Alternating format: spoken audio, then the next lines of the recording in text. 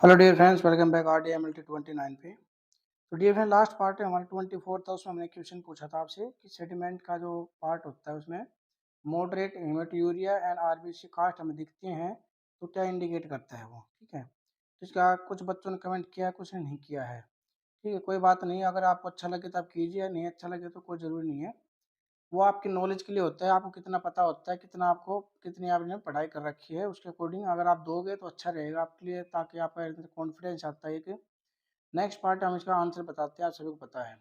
तो मैंने आप सभी को बच्चों को बताया था कि अभी 15 अगस्त तक ऑफर चला हुआ है। जो भी बच्चे एमसीक्यूज की बुक परचेज करते हैं, जो बच्चे डीएच एग्जाम की तैयारी कर रहे हैं, एमओएच एग्जाम की तैयारी कर रहे होते हैं, या किसी भी मेडिकल लैब टेक्नीशियन एग्जाम की तैयारी करते हैं, उन सभी के लिए वेरी इंपॉर्टेंट एमसीक्यूज होते हैं, जो अभी बुक में उसी बुक में से लेके आता हूँ। एमसीक्यूज कुछ अलग बुक में से लेके आता हूँ। ठीक है, तो किसी भी एग्जाम की तैयारी कर रहे हैं मेडिकल लैब टेक्नीशियन की, जैसे कि आपका पीजे चंडीगढ़ की वैकेंसी निकली है, एम्स की वैकेंसी निकली हुई है अभी, तो इन सभी के लिए एक अच्छी तैयारी कर सकते हो उस बुक के द्वारा। आप मार्केट से खरीदते हैं 200 300 400 500 की, तो उसमें वो पुराने क्वेश्चन रिपीट होते रहते हैं। तो यहाँ पे आप क्वेश्चन देख रहे हैं, मैं उसी बुक में से फिलहाल अभी क्वेश्चन लेके आ रहा हूँ कि उस एमसीक्यूज के साथ साथ में उसका एक्सप्लेन भी कर रखा है बहुत अच्छे से। ठीक है, और जो बच्चा वीडियो को लाइक करता है, वीडियो पे कमेंट करता है, उस बच्चे को ये पीडीएफ में 200 एमसीक्यूज होने पे उसको व्हाट्सएप पे पीडीएफ शेयर की जाएगी। और आप हमारे टेलीग्राम चैनल है आरडी मेडिकल साइंस के नाम से, उस टेलीग्राम चैनल पर जुड़ के वहाँ से भी इस पीडीएफ को ले सकते हैं।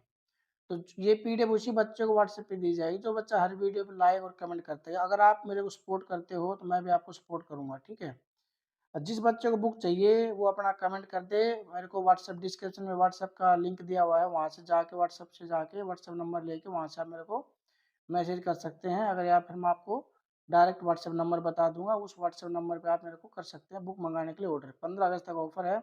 जो बच्चा एमसीक्यू की बुक परचेज करता है उसको मैं पीडीएफ देता हूँ, थ्योरी की पीडीएफ भी उसको फ्री में मिलेंगी। ठीक है, चलिए स्टार्ट करते हैं आज की एमसीक्यूज को। तो इसका जो राइट ऑप्शन हमारा हो जाएगा सी का है कि रिनल कास्ट, जो रेड सेल कास्ट जो होती है हमारी, वो इंडिकेट करते हैं रिनल ओरिजिन ऑफ हेमेट्यूरिया। हेमेट्यूरिया कहते हैं कि ब्लड के अंदर जब आरबीसी आना, उसको हम हेमेट्यूरिया बोलते हैं। और यूरिनरी ट्रैक्ट ऑब्स्ट्रक्शन में भी associated with haematuria from ruptured vessels. जब रैप्चर जो वेसल्स होती है वो रैप्चर हो जाती हैं तो यूरिन के अंदर आरबीसी आने लगती हैं, बट नॉट कास्ट, बट उसमें कास्ट नहीं आती हैं। WBC and RBC cast predominant in pyelonephritis. ठीक है, WBC कास्ट मिलती है आपको या फिर RBC कास्ट मिलती है, तो वो इंडिकेट करती हैं किसको? पोलीनेफ्राइटिस डिजीज को।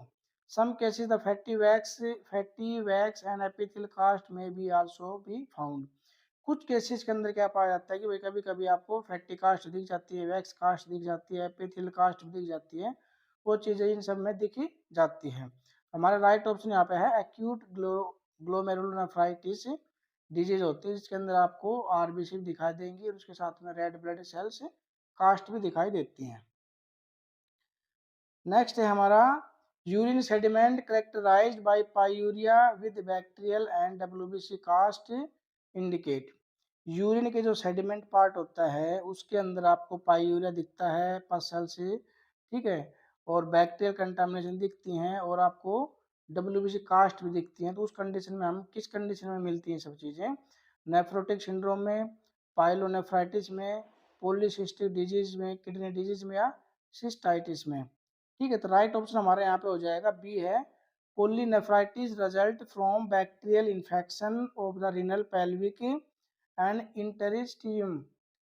ठीक है, ये क्या होता है कि पोलीनेफ्राइटिस जो बैक्टीरियल इन्फेक्शन होते हैं ना ये, और ये पेल्विक रीनल होती हैं, उसके अंदर ये इन्फेक्शन को इंडिकेट करती हैं।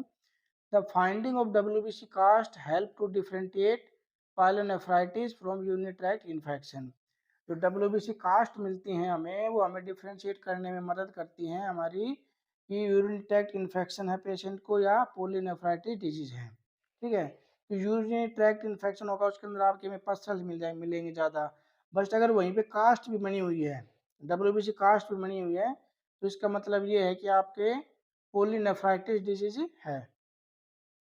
नेक्स्ट एमसीक्यू हमारा, which type of cast signals the presence of chronic renal failure. इनमें से कौन सी कास्ट सिग्नल देती है कि भाई आपको क्रोनिक रीनल फेलियर है?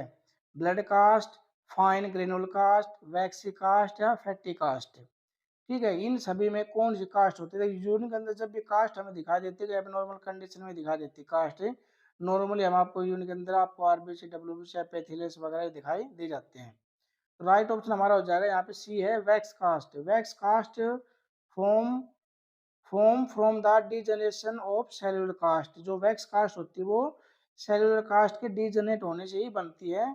Because the cast must remain locate in the tubules long enough for the granule protein matrix to waxify। क्या होता है कि जब भी जो हमारे ट्यूबुल्स होते हैं उनके अंदर के लंबे टाइम तक ग्रेनुल कास्ट प्रोटीन मैट्रिक्स लंबे टाइम तक इकट्ठा रहता है यूरिन, तब हमारे जाके वो कास्ट बनती है ग्रेनुल कास्ट वगैरह। They are associated with chronic and stage renal failure. Both wax and broadcast form in chronic renal failure। chronic renal failure होती है या एंड स्टेज किडनी डिजीज होती है, उनके अंदर ये सब चीजें, ये सब कास्ट दिखाई पड़ती हैं। नेक्स्ट है हमारा when examining urinary sediment which of following is considered an abnormal finding. जब हम यूरिन का एग्जामिनेशन करते हैं सेडिमेंट के द्वारा, सेडिमेंट क्या होता है, जब हम यूरिन को सेंट्रीफ्यूज करते हैं 1500 2000 आरपीएम पे, उसके बाद जो नीचे का पार्ट होता है उसको हम सेडिमेंट बोलते हैं, और जो यूरिन के ऊपर का पार्ट होता है उसको हम सुपरनेटेंट बोलते हैं। तो ऊपर वाले पार्ट को हम सेंट्रीफ्यूज होने के बाद में प्रोटीन चेक कर लेते हैं, या प्रोटीन वगैरह नहीं होता तो उसको हम डिस्कार्ड कर देते हैं। तो नीचे का जो सेडिमेंट बचता है थोड़ा जमा जमा रहता है ऐसा, उसको ही हम सेडिमेंट बोलते हैं। ठीक है, तो उसकी हम फिर आप उसको स्लाइड में रख के माइक्रोस्कोपी करते हैं। ठीक है, तो उसी के अंदर ये कह रहा है कि अगर उसके अंदर आरबीसी इनमें से हमें क्या मिलेगा तो हम उसको एबनॉर्मल फाइंडिंग समझेंगे। 0 से 2 आरबीसी पर हाई पावर फील्ड मिलती हैं। एचपीई का मतलब होता है हाई पावर फील्ड। जब भी हम यूरिन की रिपोर्टिंग करते हैं तो वो हाई पावर फील्ड पे ही करते हैं, आरबीसी पर सर देखते हैं तो। ठीक है, 0 से 1 हाइलिन कास्ट एलपीएफ, और 0 से 1 रीनल कास्ट एलपीएफ, और 2 से 5 डब्ल्यूबीसी एचपीएफ। ठीक है, एचपीएफ होता है हाई पावर फील्ड और एलपीएफ होता है लो पावर फील्ड। तो जो भी कास्ट होते हैं उनको हम लो पावर फील्ड पे देखते हैं। लो पावर फील्ड कौन सा होता है? हमारा 10x जो होता है वो लो पावर फील्ड होता है। तो कोई भी कास्ट आपको देखनी होती है, चाहे आपकी डब्ल्यूबीसी कास्ट हो, एपिथेलियल कास्ट हो, रीनल कास्ट हो, कोई भी कास्ट अगर आप देखोगे तो आपको देखनी होती है 10x पे। ठीक है, 10x पे वो आपको दिख जाएंगे। उस 10x में अगर आपको जितनी भी दिखाई पड़ती हैं, 2 से 4, 5 से 10, 10 से 20, 8 से 10, कुछ भी दिखाई पड़ेंगे तो वो आपको मेंशन करनी होती है कि 8 से 10 ग्रेनुल कास्ट पर लो पावर फील्ड, ऐसे हम उसकी रिपोर्टिंग करते हैं। तो यहाँ पे इन्होंने पूछा भाई कौन सी कास्ट हमें दिखाई देगी तो हम उसको एक एबनॉर्मल कंडीशन से मानेंगे। तो यहाँ पे हमारा राइट ऑप्शन हो जाएगा सी है, रिनल कास्ट। ठीक है, रिनल कास्ट अगर हमें दिखाई पड़ती है तो एक एबनॉर्मल कंडीशन से होती हैं। Epithelial cast are rarely seen but indicate a disease process affecting the renal tubule. ठीक है, एपिथेलियल कास्ट क्या होती है, कभी कभार दिखती है, बहुत रेयरली दिखाई पड़ती है, बट वो भी एक इंडिकेट करती है रीनल ट्यूबल्स की डिजीज को। They are associated with disease causing necrosis of the tubules such as hepatitis, CMV, other viral infection. अगर ये सभी कास्ट हमें दिखाई पड़ती हैं तो भी एक इंडिकेट उसका जुड़ी डिजीज के साथ में जुड़ी होती है। नेक्रोसिस में दिखाई देगी, नेक्रोसिस ऑफ टिबुल्स में, या फिर हेपेटाइटिस में, या एससीएमवी साइटोमेगालोवायरस होता है, कोई भी वायरल इन्फेक्शन होता है उसमें दिख जाती हैं। Mercury and ethyl glycosidic toxicity के टाइम पे भी दिख जाती हैं ये casting. Even occasionally cellular cast are considered clinically significant. कभी कभार जो सेलुलर कास्ट मिल जाती हैं तो वो भी हमारे किसी न किसी डिजीज को पकड़ने में या उसको पहचानने में सिग्निफिकेंटली होती हैं, मदद करती हैं उसमें। ठीक है, तो ये थे हमारे आज के एमसीक्यूज। ये एमसीक्यूज आपके लिए हैं, विच ऑफ फॉलोइंग नहीं, which of following crystals is considered non pathological. इन सभी में से कौन सा क्रिस्टल होता है वो नॉन पैथोलॉजिकल होता है? देखो, हिमोसिड्रिन, बिलिरुबिन, अमोनियम बायोरेट और कोलेस्ट्रॉल। तो इन सभी में से कौन सा नॉन पैथोलॉजिकल होता है? पैथोलॉजिकल क्या होता है? पैथोलॉजिकल वो चीजें होती है जो हमें डिजीज कोज करती है, जो बीमारी फैलाती है। ठीक है, नॉन पैथोलॉजिकल वो चीजें होती है जो डिजीज कोज नहीं करती। अगर आपको यूरिन में दिखने लग रही है हमें, बट उससे कोई प्रॉब्लम नहीं है, हमें उससे कोई परेशानी नहीं होती है। ठीक है, वो हमारे शरीर में कोई भी डिजीज कोज नहीं करती है, उसको हम बोलते हैं नॉन पैथोलॉजिकल। मिल रहा है हमें, ठीक है, दवाई ले लो आप ठीक हो जाओगे, बट वो आपको कोई इफेक्ट नहीं डालती। जैसे बैक्टीरिया होते हैं हमारे, कुछ दही के अंदर बैक्टीरिया होते हैं, वो गुड बैक्टीरिया होते हैं। क्यों होते हैं? क्योंकि भाई वो हमें हमारी सेहत के लिए अच्छे होते हैं, क्योंकि वो दूध से दही को कन्वर्ट करते हैं, करने में मदद करते हैं हमारी, तो वो हमें नुकसान नहीं पहुंचाते उस बैक्टीरिया अगर हम खाते हैं। तो दूसरे बैक्टीरिया होते हैं, अगर उनको हम खा लेंगे तो हमारी बीमारी कोज करते हैं। टीबी का बैक्टीरिया होता है, वो हवा से हमारे अंदर चला जाता है बॉडी के अंदर, लेकिन वो हमारी बीमारी कोज करता है हमें। ठीक है, इसलिए इन्होंने पूछा ऐसा कौन सा क्रिस्टल होता है जो डिजीज इनमें से नॉन पैथोलॉजिकल कंडीशन में मिलता है हमें। हेमोसिड्रिन, बिलिरुबिन, अमोनियम बायोरेट, कोलेस्ट्रॉल। तो यहाँ पे हमारा राइट ऑप्शन हो जाएगा सी है। Abnormal crystals are those that result from pathological process.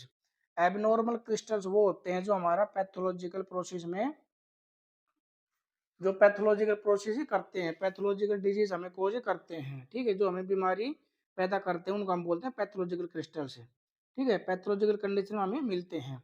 Haemosiderin crystals result from intravascular RBC destruction में। जो हीमोसिड्रिन क्रिस्टल होता है वो हमें कब मिलता है? जो हमारी इंट्रावास्कुलर आरबीसी डिस्ट्रक्शन हो जाती हैं। Bilirubin crystals are found in severe necrotic obstruction, liver disease, cholesterol.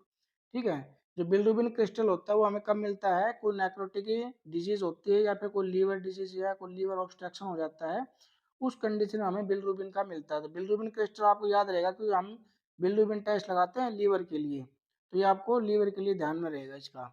Cholesterol crystal in nephrotic syndrome, diabetic mellitus and hypercholesterolaemia condition में हमें मिलता है। ठीक है, कोलेस्ट्रॉल क्रिस्टल जो हमें मिलेगा नेफ्रोटिक सिंड्रोम में, किडनी की डिजीज होती है, डायबिटीज मेलाइटिस, शुगर है, और अधिक मात्रा में जब बॉडी के अंदर कोलेस्ट्रॉल हो जाता है तो उस कंडीशन में हमें कोलेस्ट्रॉल से क्रिस्टल से मिलते हैं। तो जो नेक्स्ट क्वेश्चन है ये सभी आपके लिए है।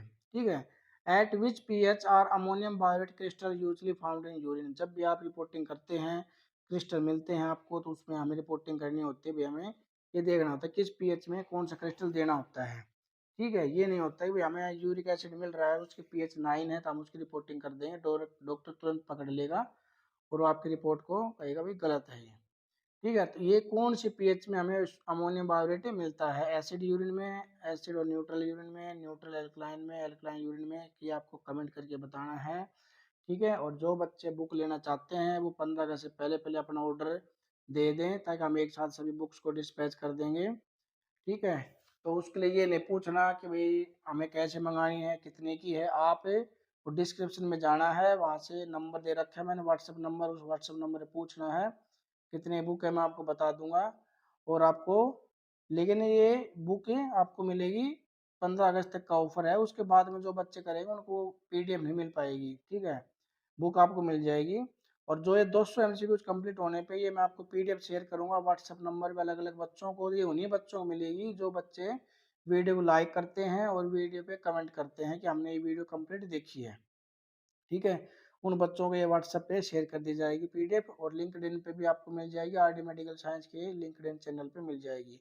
आप हमें फॉलो कर सकते हैं फेसबुक पे, लिंक्डइन पे, ट्विटर पे, हमारा चैनल है आरडी मेडिकल साइंस के नाम से, RDMLT29 के नाम से। इन सभी को आप फॉलो कर सकते हैं, सब्सक्राइब कर सकते हैं। ठीक है, और इन सभी पे अच्छे अच्छे एमसीक्यूज हैं जो आपके आने वाले एग्जाम्स के लिए काफ़ी हेल्पफुल रहेंगे।